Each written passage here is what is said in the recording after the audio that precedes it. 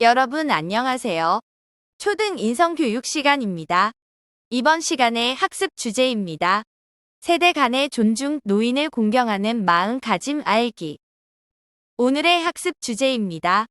세대 간의 소통이 필요한 까닭을 알고 노인 공경의 마음가짐을 가져봅시다. 첫 번째 활동입니다. 세대 간 존중이 왜 필요할까요? 젊은 인터넷 커뮤니티 유저들을 중심으로 노인을 비하하는 용어가 사용되어 충격을 주고 있습니다. 틀니를 딱딱거리는 벌레라는 뜻의 틀딱충이라는 신조어가 대표적입니다. 들딱충은 나이가 많다는 이유로 가르치려 들거나 공공장소 등에서 예절을 지키지 않는 노인을 비난하는 데 사용되는 단어입니다. 연금충이라는 노인 비하 용어도 사용되고 있습니다. 국가에서 주는 연금으로 생활을 하는 노인들을 비하하는 용어입니다. 다음 뉴스입니다. 2019년 한국인의 의식 및 가치관 조사에 따르면 기성세대와 젊은 세대 사이에 갈등이 크다고 답변한 사람은 68%를 차지했습니다. 한 가족 내에서도 XYZ세대가 모두 존재하고 있으며 세대 갈등이 심각해져 가고 있다고 응답하였습니다. 세대 간 갈등이 심해지고 있다니 걱정하는 마음이 듭니다. 세대 간 갈등의 원인은 무엇일까요? 첫 번째로는 빠른 고령 사회로의 진입을 뽑을 수 있습니다. 노인 인구는 기하급수적으로 많아지는데 이를 부양할 청년 세대들은 감소하고 있습니다. 이에 따라 청년 세대들은 많은 세금 부담을 지게 되었습니다. 앞으로 이와 같은 상황은 더 심해질 것으로 보아 세대 갈등이 예상됩니다. 두 번째 원인은 산업 발전으로 인한 핵가족화입니다. 부모님 세대까지만 하더라도 3대 이상의 가족이 한 집에 모여 살았기 때문에 노인과 소년 사이에 대화가 있었습니다. 하지만 핵가족화가 심화되면서 노인 세대와 청소년 세대가 소통을 할 기회를 갖지 못하게 되었습니다. 이로 인해 세대 갈등이 더 심각해지게 된 것이라고 추측할 수 있습니다. 세대 간 갈등의 세 번째 이유는 급속한 사회 구조 변화로 인한 가치관 차이입니다. 중장년 세대는 급속한 경제 성장의 주역이었습니다. 그렇기 때문에 주요한 가치관은 성실함과 성공과 인정이었습니다. 경쟁 사회에서 버티려면 더 근성 있는 자세가 필요하다고 생각하며 자신의 가치관을 만들어 왔습니다. 하지만 현재의 청년 세대들은 상대적으로 경제 성장이 멈춰진 시대에 살아왔기 때문에 높은 삶의 질과 자기 자신의 정신적인 풍요로움을 추구하는 가치관을 갖게 되었습니다. 청년 세대들은 경쟁하며 치열하게 사는 삶보다 적게 받더라도 행복한 삶을 원합니다.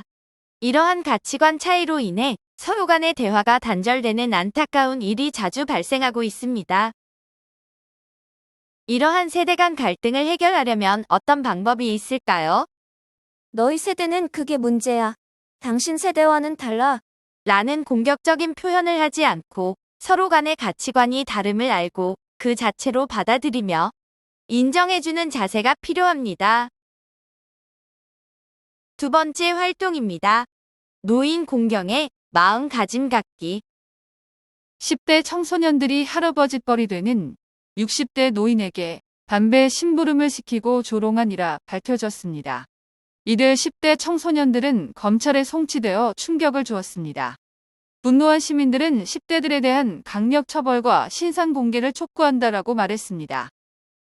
10대 학생 이 60대 노인을 상대로 담배 대리 구매, 이른바 담배 셔틀을 요구하고 꽃으로 보이는 작대기로 여러 차례 머리를 가격했다. 선을 넘어도 너무 넘었다라며 10대들에 대한 강력 처벌과 신상 공개를 촉구한다 시민들은 말했습니다. 여러분은 참전 유공자들에 대해 얼마나 알고 있나요?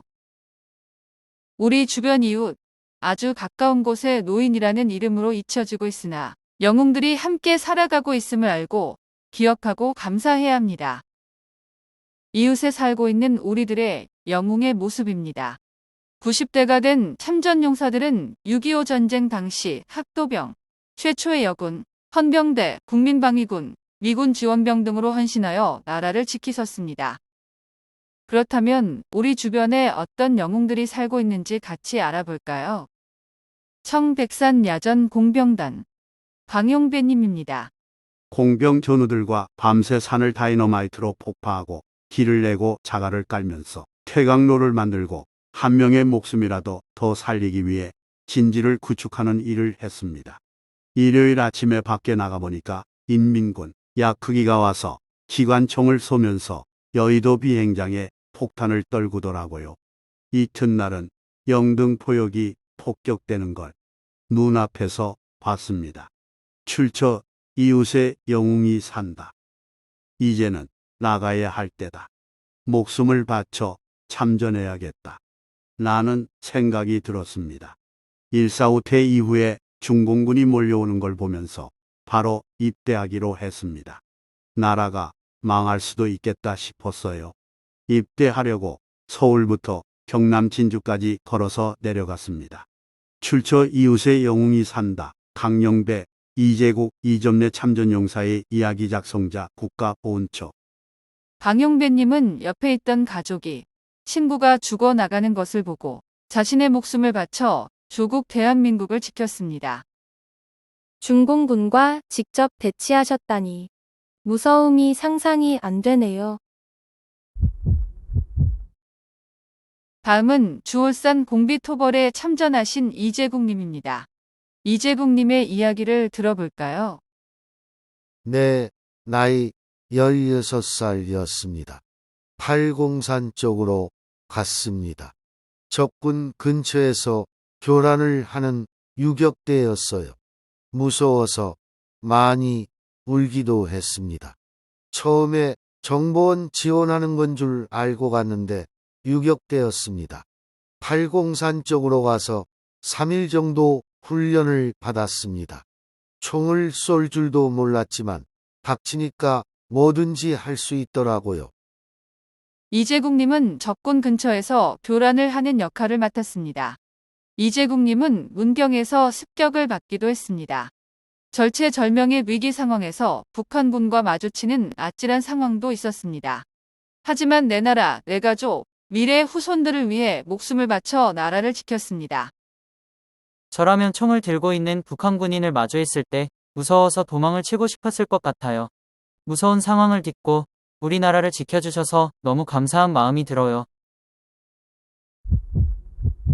여자 의용군 일기 이점례님입니다. 이점례님은 나라와 가족들을 지키겠다는 일념하에 무기를 챙겨 전쟁터로 나가셨습니다. 부모님께 말씀드렸습니다. 저도 전방으로 가겠습니다. 저의 어머니도 대단하신 분이죠. 어차피 죽을 거면 가서 나라를 위해 싸우다 가거라. 이렇게 저의 선택을 독려해 주셨습니다. 그래도 전장에 나가겠다는 막내딸을 보면서 털썩 주저앉아 한참을 통곡하셨습니다. 훈련소 훈련은 남자 간부 후보생들의 훈련과 같았습니다. 입교 전에 영어 시험과 신체 검사를 통과해야 했고 지독한 훈련이 이어졌습니다. 훈련복은 상처와 피로 딱지가 져서 엉겨 붙었습니다. 정훈 이대대에 배치받고 강원과 경북 지역에서 대적 활동을 했습니다.